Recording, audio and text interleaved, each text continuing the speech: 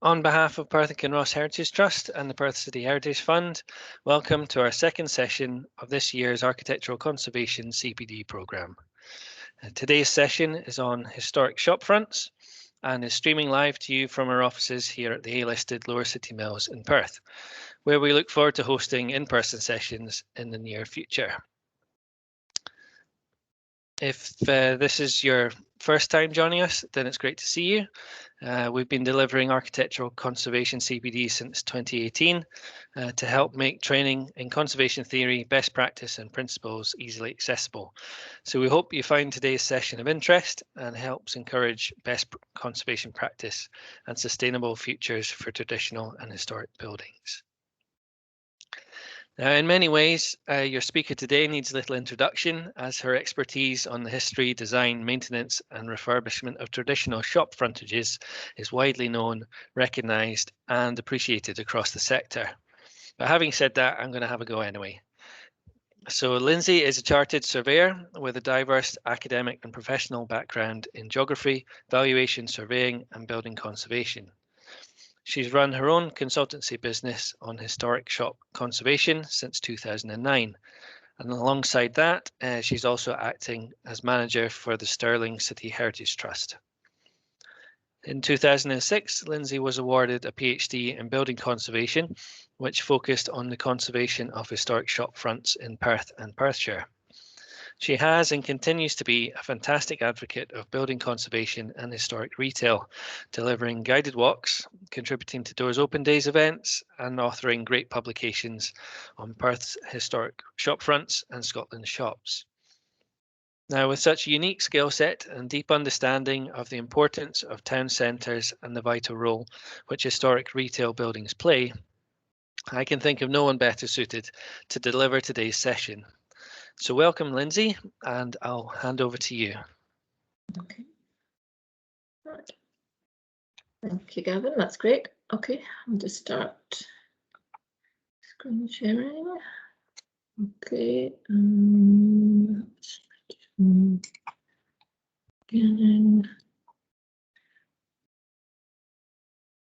Okay. Right. Okay. Is that all up and running? That's good. Great. Yeah, I can see it. Okay, that's great. Okay, thank you very much, Gavin, for that introduction and for inviting me to talk today.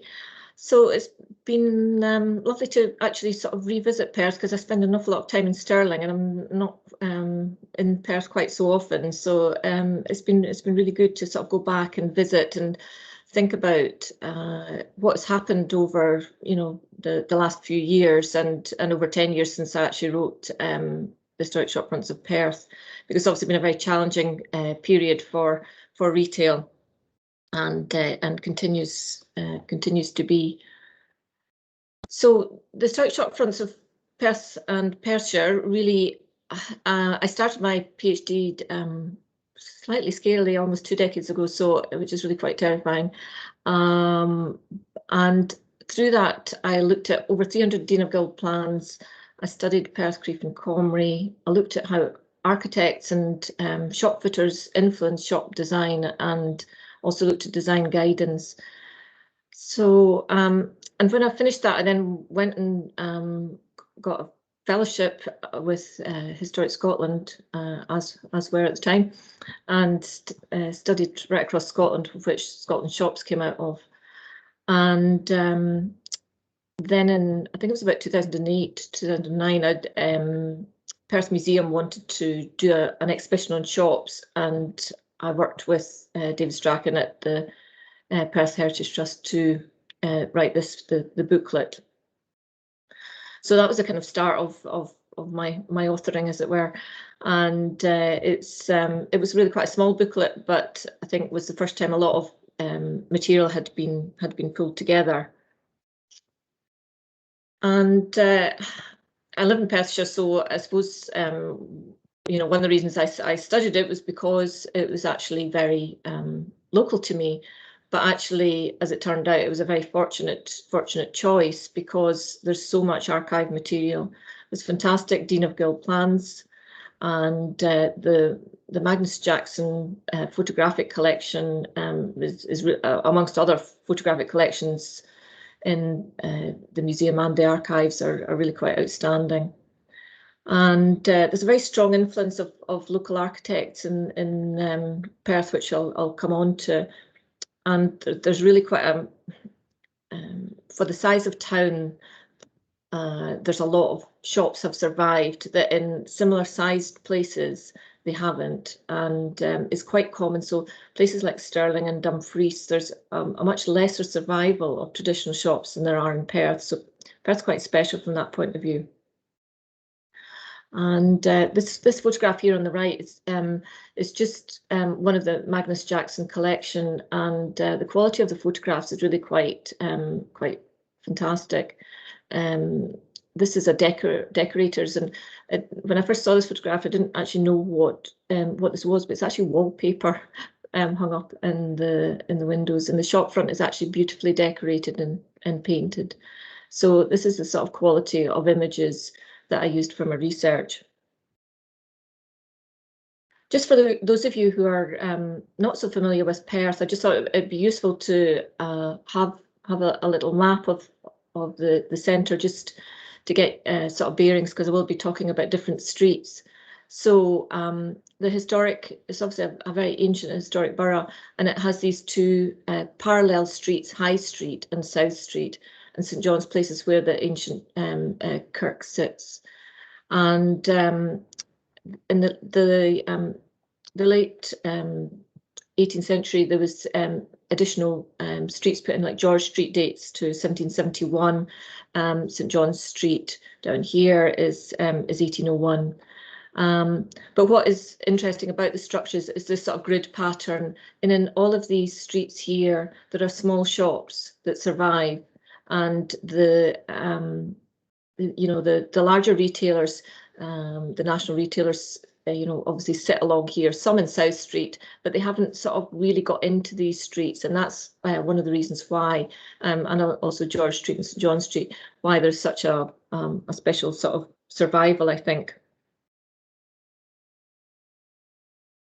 So just mentioning some of the architects that I'll be referring to. I think it's a bit of a shame that actually a lot of local architects are not always sort of recognised and celebrated, and there were several sort of family dynasties within Perth, the Smarts and Youngs and Heatons, who had a really significant influence on not just shop architecture, but the centre as a whole and other buildings. And they're not always recognised and often overlooked, and I think that's a shame. But the Dean of Guild plans really bring to life the designs that they created for Perth. So I'm just going to do a little kind of sort of mini timeline just to give you an idea of the architecture. I'm sure a lot of you are familiar with shop architecture, but I'll just sort of jump through these using these examples. So that image is slightly fuzzy for some reason. So this is Barlas, which was an ironmonger's.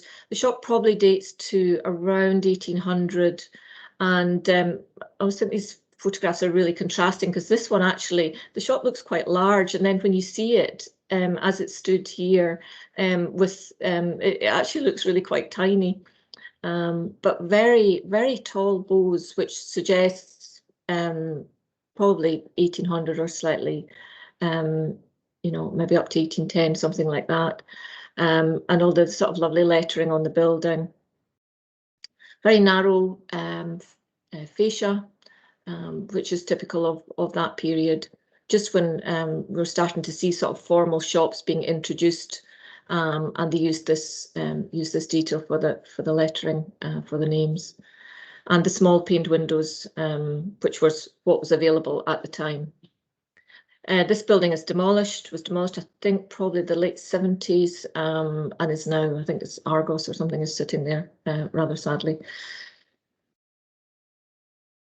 So moving into the mid-19th century, the windows became much taller. See the sort of square-headed openings, the use of console brackets. These are quite early console brackets are in a sort of very traditional style. Later on in the 19th century, the console brackets became much larger, more elaborate, and less removed from the sort of classical detailing that had originally inspired them. Storm doors with the rectangular lobby is very typical of a mid-19th century shop, and with the recessed glazed door. I've just put this one in for comparison because this is an 1841 Dean of Guild drawing in South Bridge, where the original arched openings had been replaced by this, and it's, you know, it's an almost identical design. Here there's sort of cross panes of windows, whereas these are horizontal, but otherwise it's a very similar shop, and you see lots and lots of these sort of Victorian shops throughout Scotland. By the time we get to the early 1900s, architecture is quite different. So this is York Corner by Perth architect G.P.K. Young. So and this beautiful Dean of Guild drawing with the lovely arched openings, very elegant. This is in cast iron. Quite delicate cast iron, and the lovely Art Nouveau mosaic entrance, which is really quite sort of spectacular. And each of the windows, the doors have little mosaics in the style, but this is the largest one. It's really quite a significant building. I took this quite a long time ago. I think these are more open now than they were at the time when I took the photo. This is a bit of a shame that they're sort of blinded like that. Also, around a similar time, but in a very different style, is what was Peddy's Iron and Steel Merchants on the corner of High Street, very much in a Glasgow style with the red sandstone.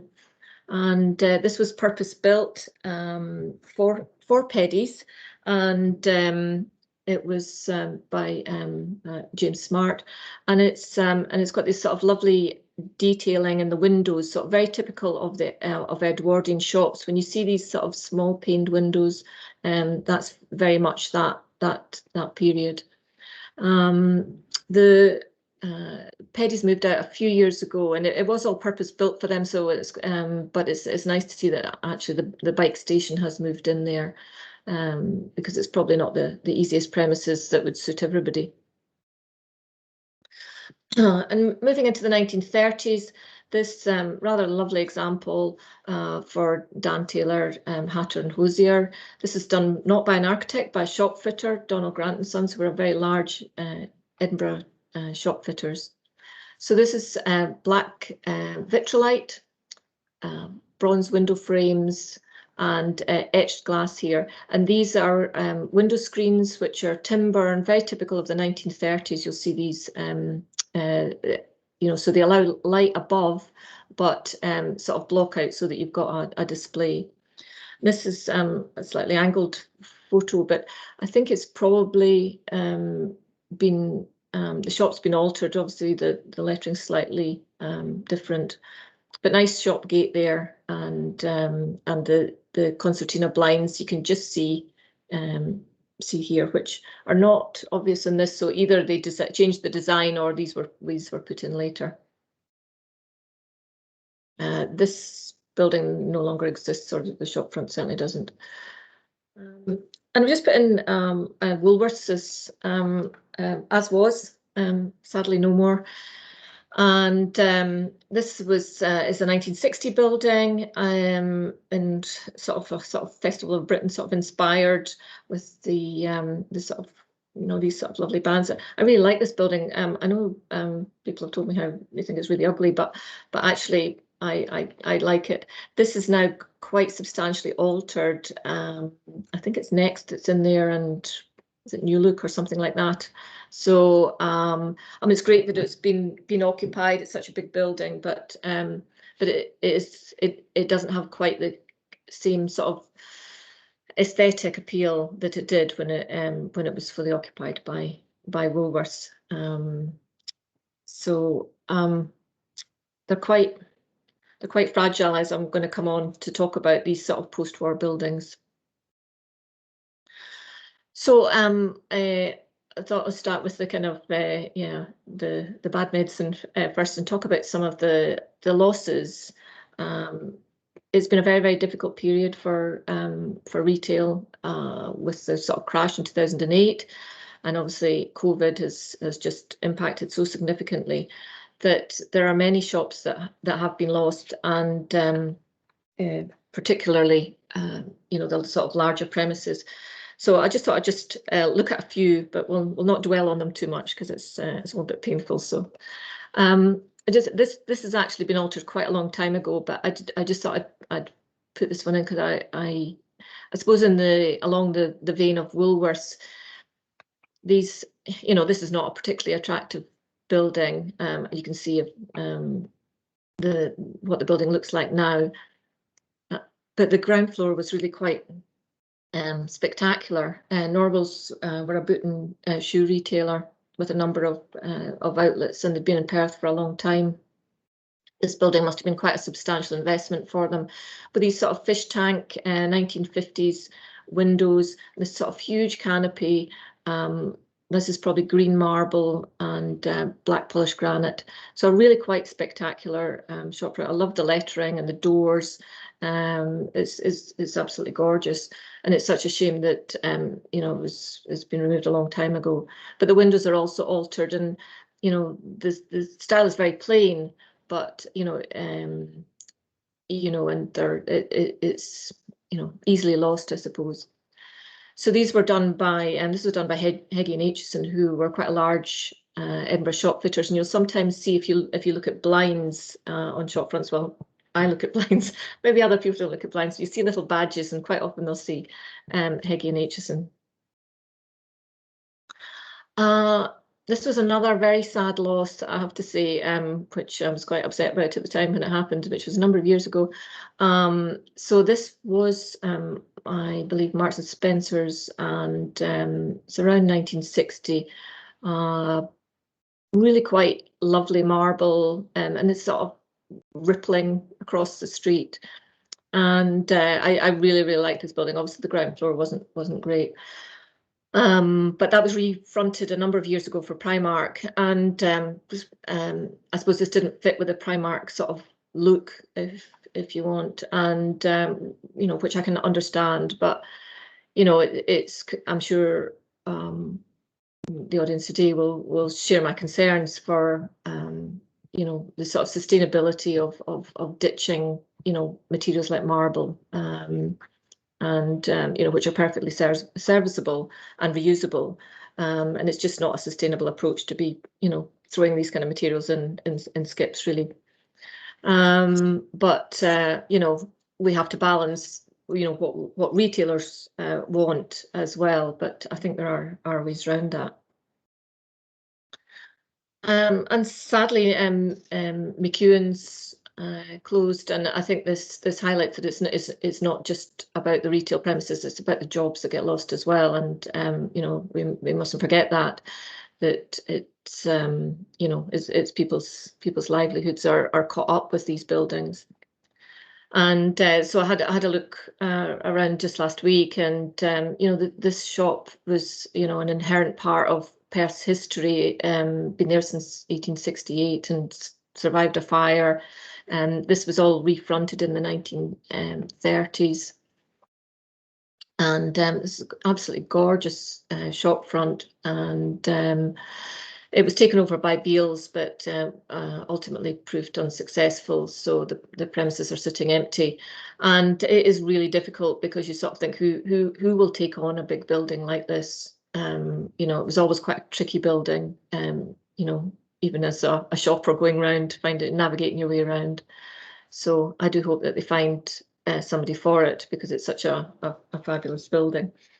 But it's also important because it's such a draw for St John Street, and people would come to Perth to visit McEwan's.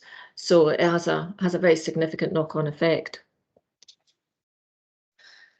So so moving to the more positive, the ones that have survived, and there are some. So I've picked out some of my kind of favourite examples in Perth to talk through, and So this is just across the road actually from McEwan's, and this is at 33 St John Street, which was by architect James Smart at the end of the 19th century for a butcher's. And I'm sure some of you who are in Perth have been in here.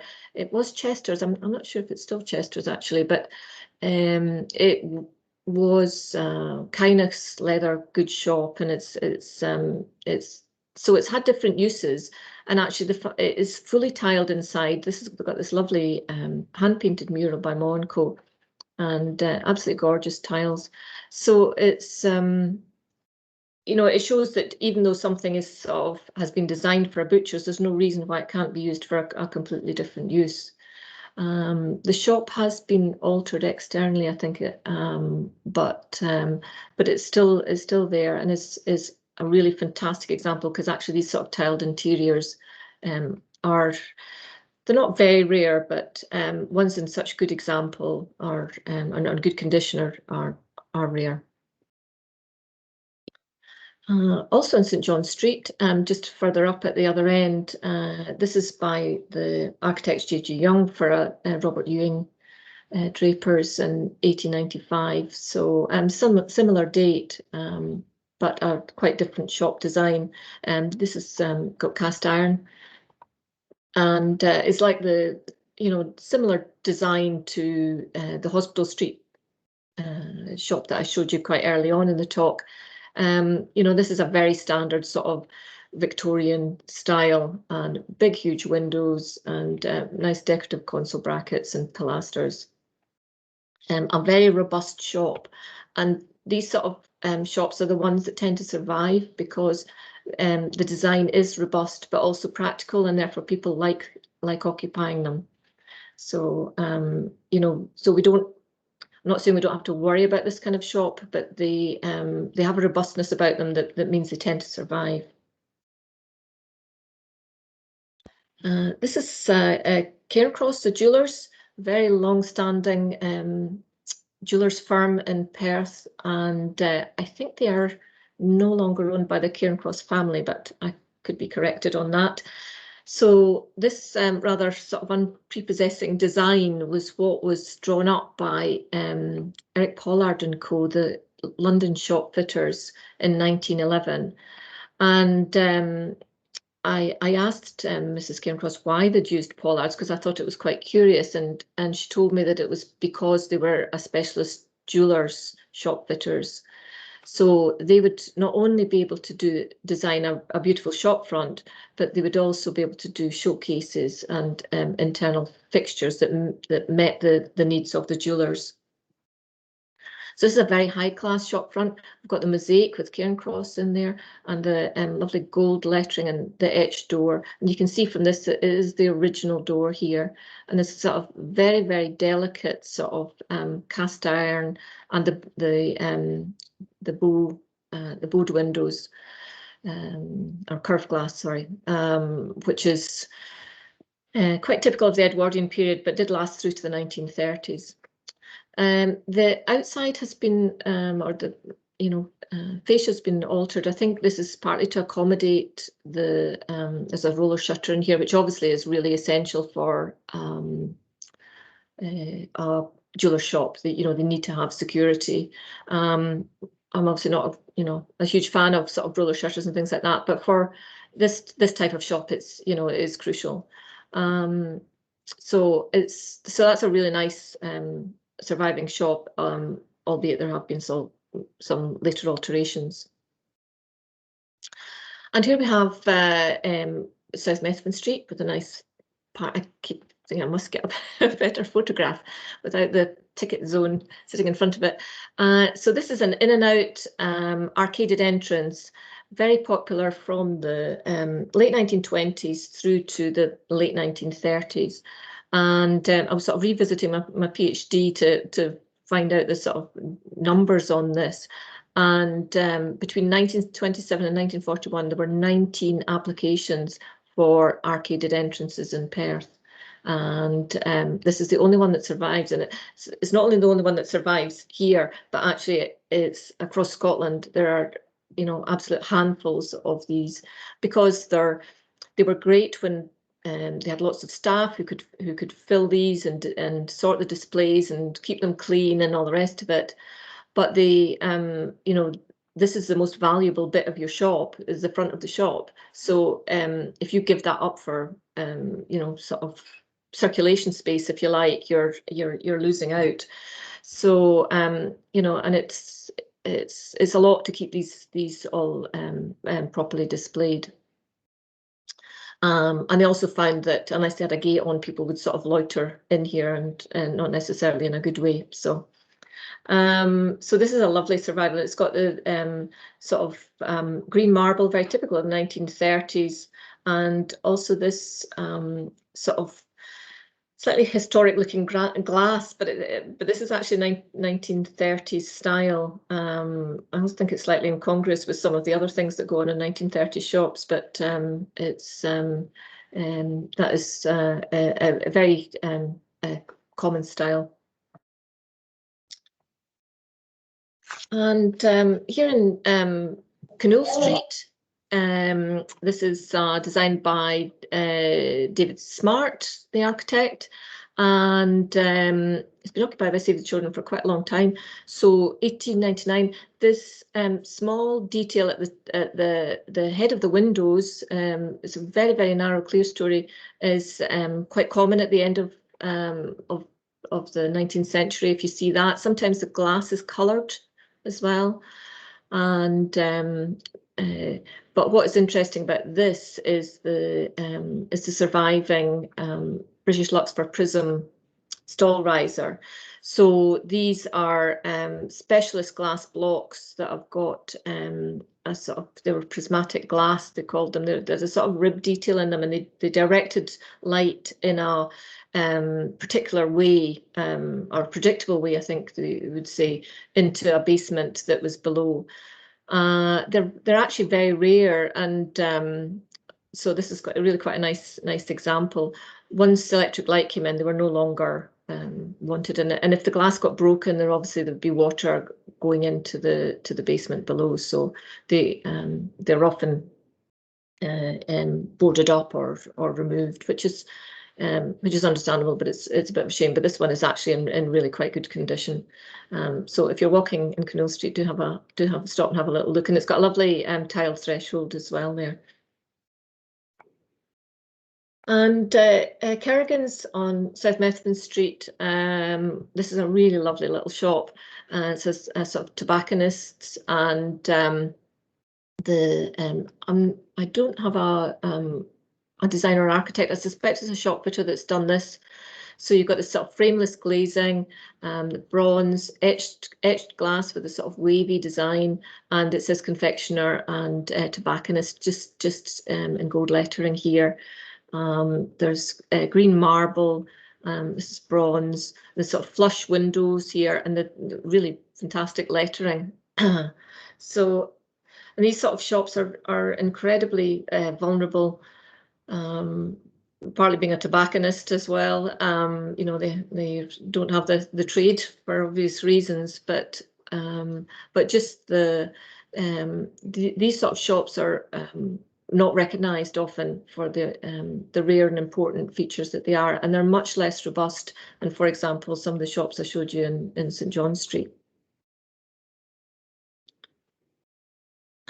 So I've gone through those. I was just going to look at some sort of conservation and repair projects that have been done by Perth Heritage Trust.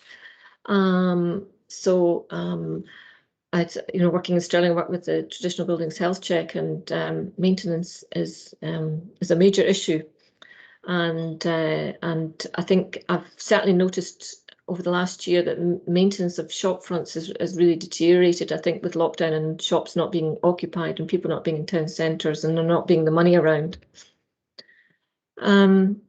This is a shop that was done a number of years ago and actually is in the little booklet, but it shows the notice the sort of timber decay here and here when I was sort of walking around, this is part of the issue, is that the timber that we have now is often not will not stand up in some of the ways that traditional timbers do, and also the detailing of lead capping is so important on cornicing. I mean, there can be other things going on with guttering and things above that can cause these sort of things, but you know, but that's going to be quite a, you know, it's going to end up being quite a big repair, you know, for that, when it's actually not that, the shop's not that old. This in George Street is a really nice example that was done a few years ago. If any of you have heard me talk, you maybe seen me use this before, but this was the shop front, and you would never have known kind of what was behind. There were just little hints with these sort of console brackets, and actually when they stripped out, you could see the original door was actually in the middle, as a double fronted shop, and then here was this gorgeous timber sign with the shadow lettering on it, dating, I think it was to the 1880s, 1890s. So I don't think the original intention had to be to do quite such a big project, as often happens when you start working on an old building, shop or otherwise.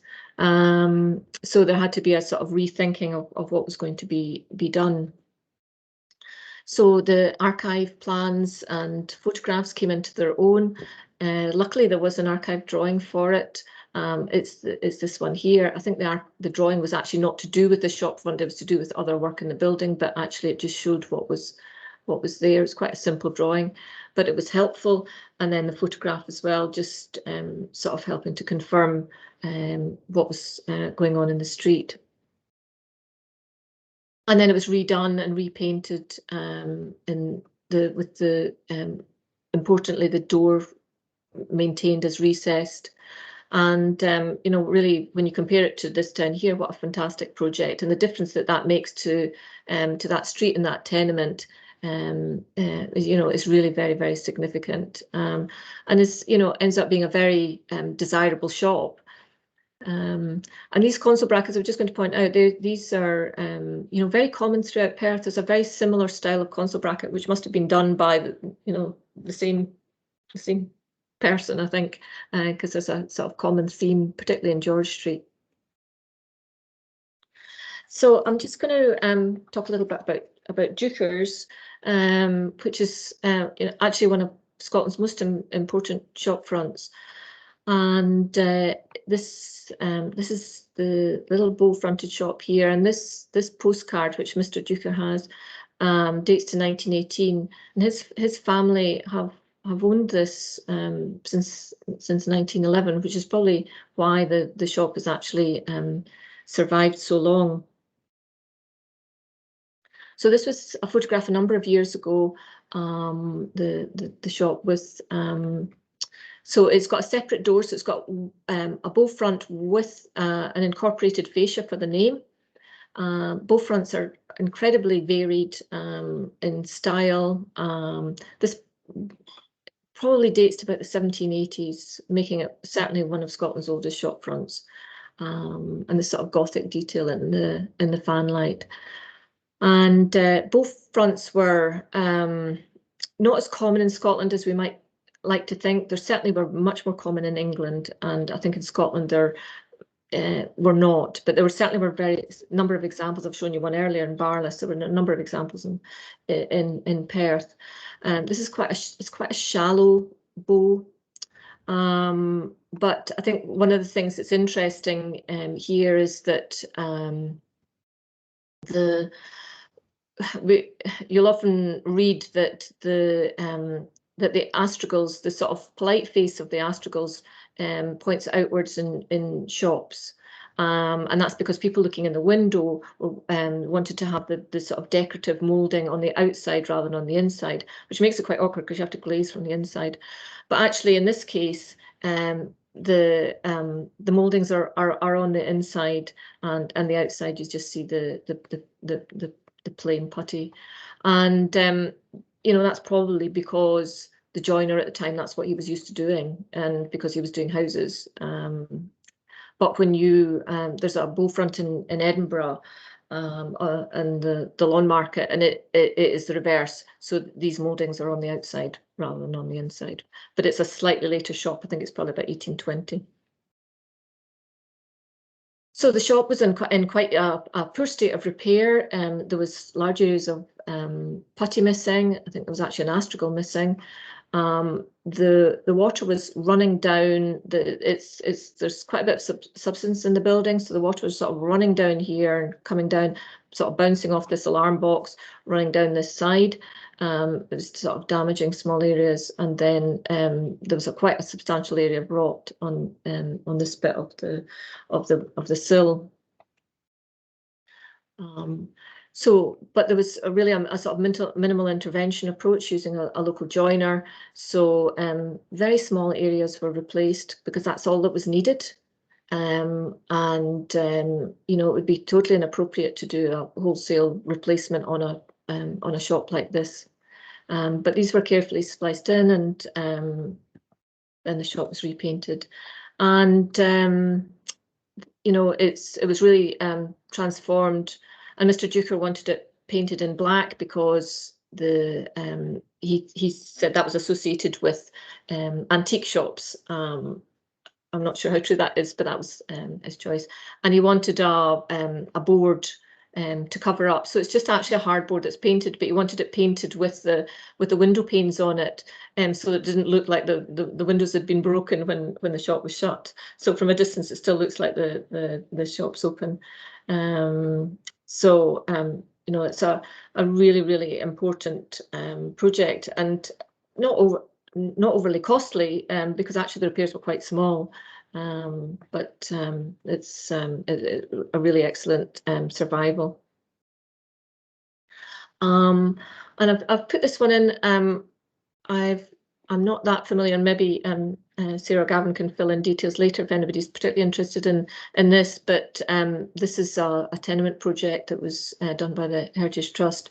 So it's two shops, a single fronted and a double fronted shop, with these sort of decorative console brackets in a really very early tenement building here. So the pediment here is dated 1699. You can see in this photograph the really beautiful painting of the shop front here. It's absolutely gorgeous, and lovely lettering and sort of really nice signs hanging up.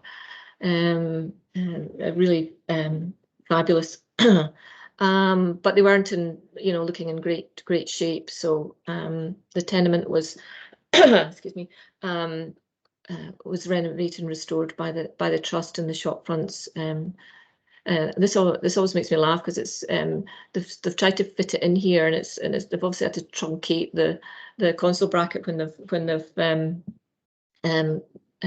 decided to install it. They obviously didn't quite. It's the fact that they didn't move it forward. I don't know. It's quite strange. But this also shows the importance of we shouldn't just be restoring shop fronts, because actually there's no point if the tenement above is not in good shape. So it's really important to look at the parent building and see what needs done to that before spending a lot of money on a shop front. But it looks really good, and I like the paint colours that have been used here. It's very successful. And this is in progress. This is actually this building is 1774, so it's a very old building. The absolutely gorgeous Dean of Guild drawing here is by Adam Curry, who were an Edinburgh joiners who then went into shop fitting. At the end of the 19th century, early 20th century, shop fitters saw great opportunities for expansion and became very adept. And particularly during the 1920s and 30s, their workload grew exponentially because a lot of architects were not interested in this kind of work. But these are really beautiful designs, and so this was for Woods the Bakers, and there was a cafe up the stairs, this sort of cafe deluxe lettering here. The gorgeous stained glass, very typical of the early 1900s Edwardian shop fronts.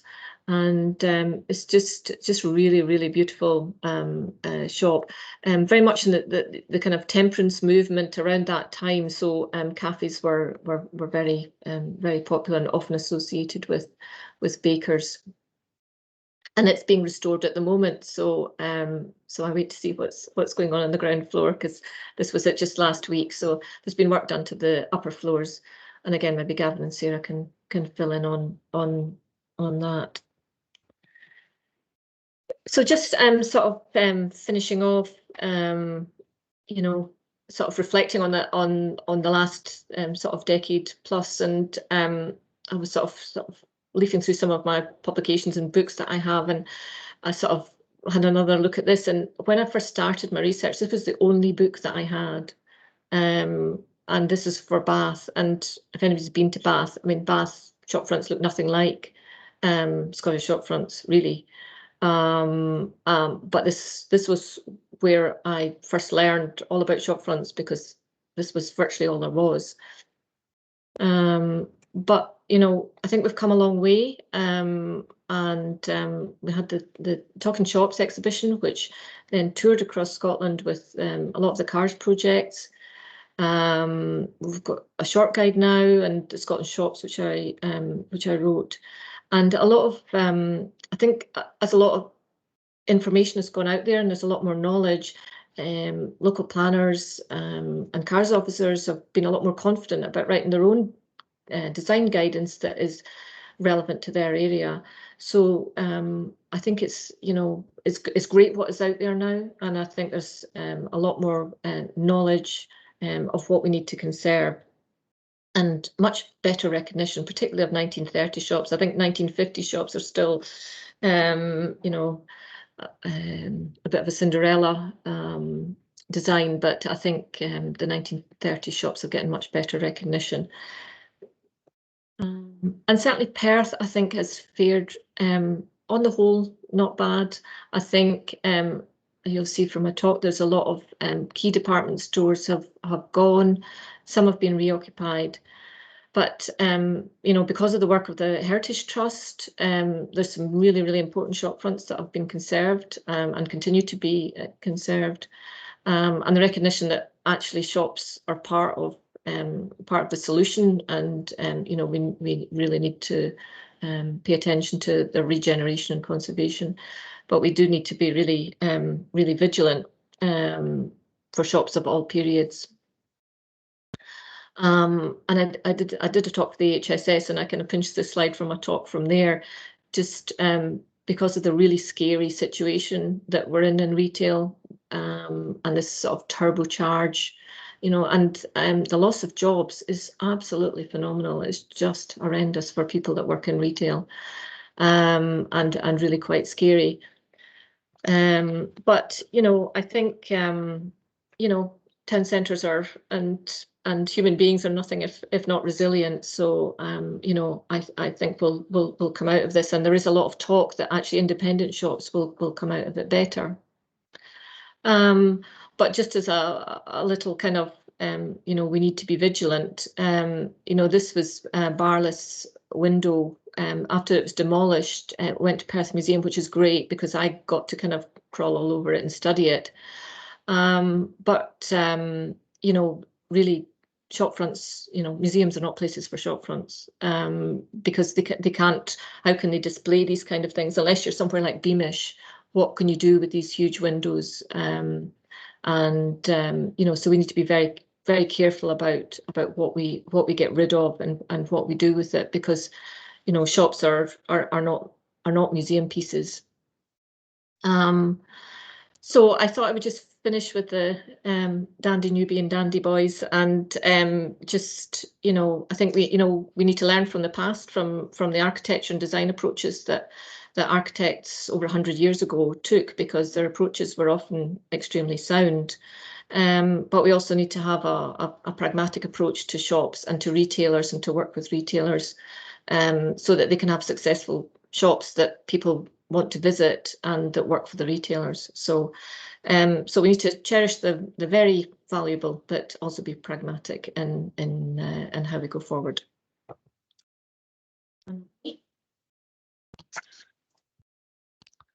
Great. Well, thank you very much, Lindsay, for such an informative and engaging session.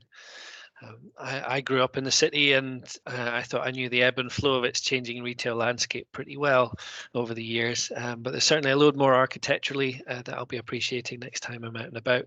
And you've touched on a lot of very topical points there as well, particularly at the end.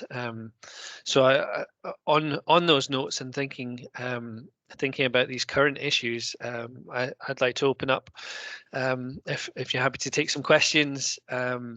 Yeah, Sure. open up the floor, everyone. Do you want me to stop screen sharing, or? Yeah, that might allow video screens and things to pop up. If people want to ask questions verbally, that'd be grand. But equally, feel free to throw stuff into the chat, and I can read them out for you. Okay. Am I still stop sharing? Okay. Is that me? Okay. Great. So, do we have any questions? Thanks, everybody. Could I just ask, do you know if there's any history of shopping arcades in Perth? I know there are some in Stirling and Dundee. I did a dissertation, a master's dissertation on shopping arcades. And it's always been a bit curious to know why there are none in Perth. What do you know if there were ever any? Not to my knowledge, no. I mean, there is the lovely one in Stirling still surviving, but no, there wasn't anything like that. There was some large department stores, but no arcades. So yeah, sadly. So lots in England. Yes. Is it just more a common thing in England than it ever was in Scotland? Do you know? Yeah, there wasn't. I mean, obviously the grandest one is in Glasgow. The largest one in Scotland is in Glasgow, which is 1827, I think. And I know the one in Stirling was really a kind of vision by somebody who wanted to connect two streets, and he owned land, William Crawford. So, there obviously just wasn't either the ownership or the will in Perth to do that. But I think there are a lot of money as well, aren't they? So, and I think in England certainly there was a lot more money than there was in Scotland, and that's very evident in the shops and the shop architecture. So I suspect it was about investment and development, and there was perhaps more money to do that kind of thing than there was in a lot of Scottish boroughs. Yeah. Okay, thank you.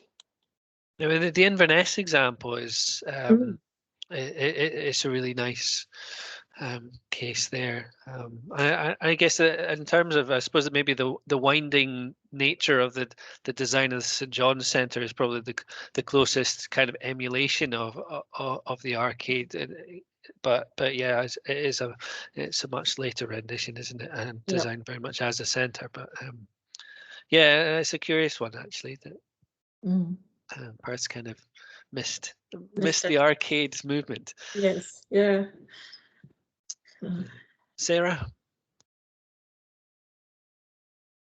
Hi there. Thanks, Lindsay. It was really interesting just to see all of those.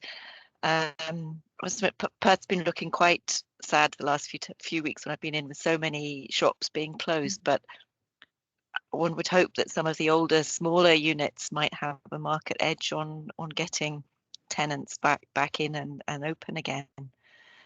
I was wondering if you had any thoughts or insights onto how to deal with ghost signage when you come across it, when restoring historic shop fronts. Because quite often when you take, if you're trying to reinstate some of their traditional detailing, you take off the inappropriate fascias and you find this lovely paintwork behind, or lettering, which is no longer relevant. Yeah, it is a bit of an issue, and I think it sort of depends on the retailer. I think the main thing is that it's conserved, which is what happened in the example in 27 George Street. I think that was then just covered up, and so it's still there underneath. And I think that's the best approach. Just you know, as long as it's you know, going to, you know, it's sort of protected and not going to damage whatever is put over the top. I know, like, when you walk around some places, people are quite happy to keep the signage, even though it's not relevant to them. So I think it's probably particular to the retailers, but often I think there's no reason why they can't be retained and just covered up with a sort of modern sign that's going to sit sufficiently out. You know, and you know, not actually sit on top of it. We actually had a case of that in Stirling recently, when we found a whole load of signs that were sort of 1898, I think they were, when the shop fronts were built, and they're really nice, but the shopkeepers don't want them. So, you know, I just photographed them, recorded them, and we covered them back up carefully with a joiner, covered them up, and making sure not to drill into them, you know, any additional holes.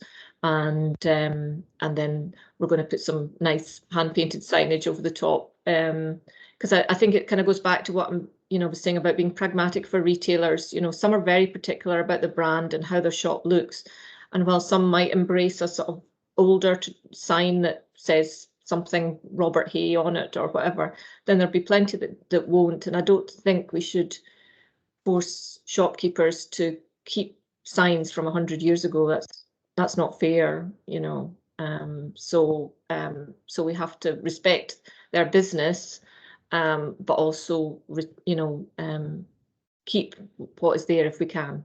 So it's a compromise, so, like everything. Yeah. Thanks. So, okay. Yeah, you touched on the Cunningham Graham Close there, the tenement project we did, which was the yellow one with the red and the green shop fronts. I mean, there, after the project was finished, we managed to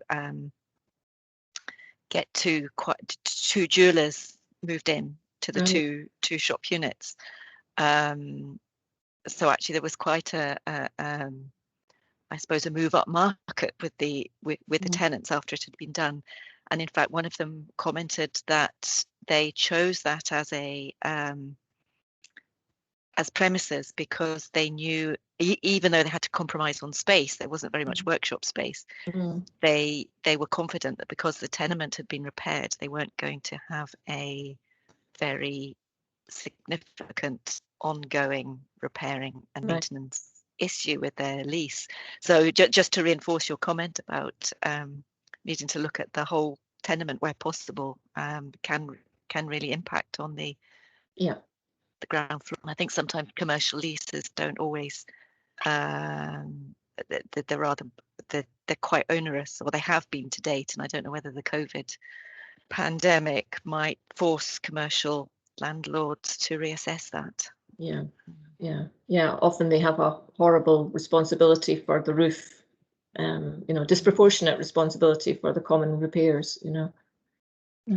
So, but yes, I think it's important to look at the whole building if possible, you know, as the Heritage Trust is doing. I think that's, as you say, it makes it much more attractive for the shops on the ground floor, that they're not going to get hit with a bill.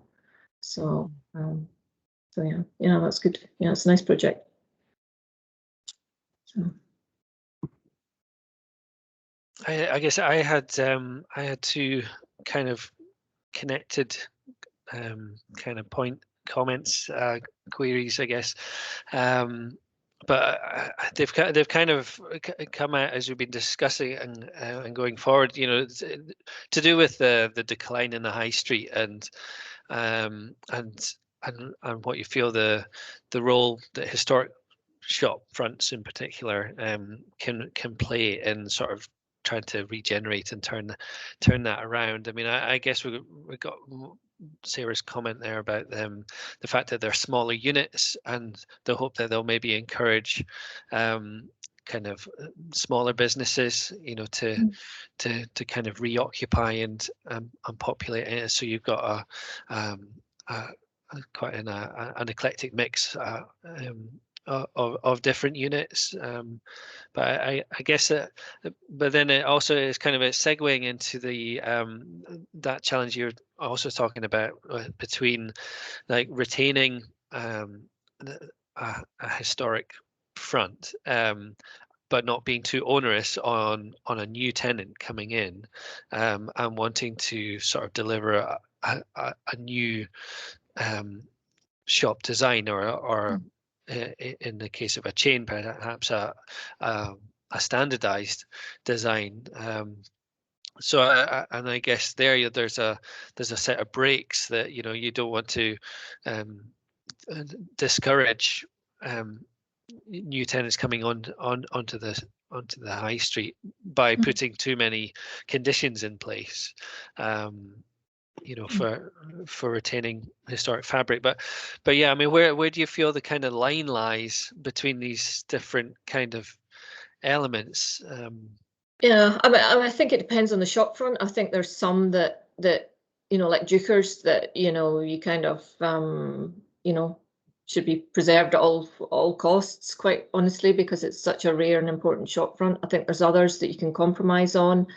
I think we need to be really careful about interwar and post-war shops, because if we don't conserve what we have, there'll be none left, and that whole bit of the retail timeline will be gone, and we'll have lots of Victorian shops and some Edwardian shops, but we won't have any post-war shops, and that's not right. They're actually quite fragile. Structurally they're quite fragile. They're not robust. And so we really need to be very careful about those. So I think it's sort of taking a view on each one, and in each one and its merits, about what's important about it, and I think that's where we've come an awful long way in the last 10 or 20 years, that the recognition is much higher than it was. Even in things in like the list descriptions, and recognition amongst planners about what is important is much better now. But I think small retail shops will probably on the whole be fine. I do worry about big places like McEwan's, because what will happen to those places? And there's going to be Debenhams, which is a modern building, but that's a big hole in the high street, and those sort of premises are going to be difficult, and they have a knock-on effect if they're vacant, because they are draws for people coming in. So yeah, there's a lot to be concerning about, but I do think there's lots of small shops, and and I think if there's grant funding to help them do the right thing, I think that goes a long way, and that doesn't have to be a huge amount of money. A few £1,000 or even less can actually transform a shop front actually quite well.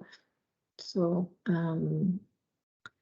yeah, I think there's lots to worry about, but I think understanding what you have, and I think planners and heritage trusts and similar organisations need to understand what's on their doorstep, and be prepared to sort of stand up for it. So. I think there's maybe a role there for almost a shopfront survey, where understanding the extent of the resource, how many of a period of frontage we've got left, that we can kind of cross-check. It's almost like a gazetteer, isn't it? So we know what's there, so that when something comes in, we can say, well, actually there are only 3 from the 30s here, and this is one of them. Which is maybe a different thing from the designations and listing descriptions that we've got from top level.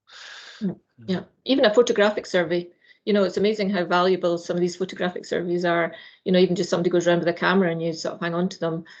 Then that's quite a useful thing, even just to do that regularly. I know sort of places that do that from time to time, and that's because it's amazing how things change, in quite a short space of time. So,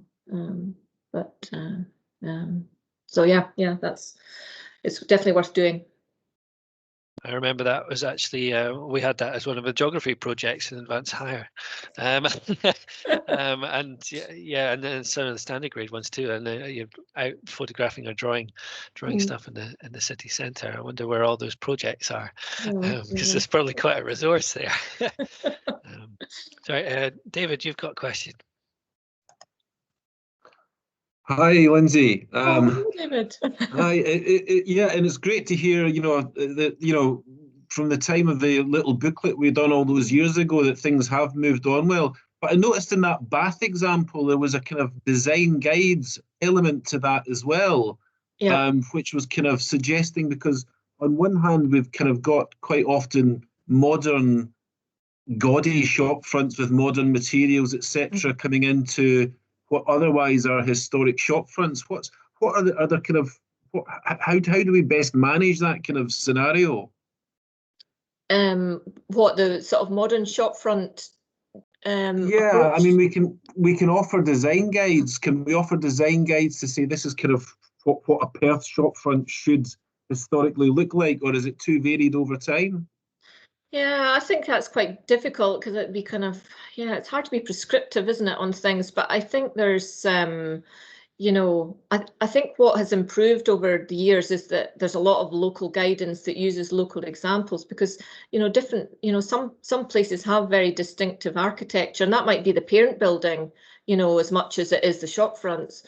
So I think it's, I think that has moved on, in that there's a better understanding of how shops fit in with the sort of townscape in local areas, and what design they should approach for that. But yeah, modern shop fronts, I mean, there's just such a poor approach to, or sort of depressing approach to sort of modern shop fronts, and I would like to see some really, really interesting modern shop fronts.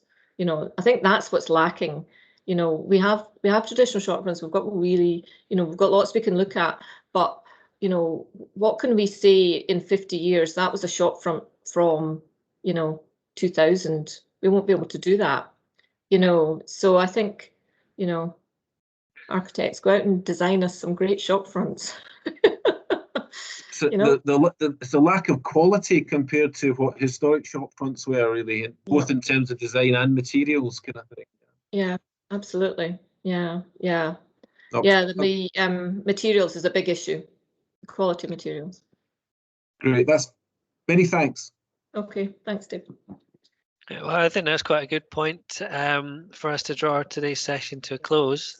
So it really just remains for me to thank Lindsay once again for a really great session. It's been really enjoyable, and certainly given a lot to think about. I'd also like to take the opportunity to drop a quick reminder that this is part of a 6-part series of CPD that's running until October. The next one's in June, and that's on statutory protection and managing change to listed buildings, and that's going to be delivered by a team of 2, Stephen Robb and Don McDowell from Historic Environment Scotland. There are still places available for that, so please do join us, and you can book online by Eventbrite as per the other sessions. The CPD programme forms part of Perth Kinross Heritage Trust's ongoing work to preserve, enhance and increase understanding of the region's historic environment. It's delivered in conjunction with the Perth City Heritage Fund, which is our scheme supported by Historic Environment Scotland, and offers grant assistance to homeowners with the aim of encouraging the regeneration of Perth's historic buildings using traditional materials and skills in accordance with best conservation practice. And you can find out more about the Trust and the City Heritage Fund by visiting our website or browsing our annual report, which you'll also find there. I'll be in touch with all of you with the completion certificates via email, and I'll also give you a link to the recording of this session, which will be available for you afterwards. So thanks again for joining us. Thanks to Lindsay, and I look forward to seeing you again soon.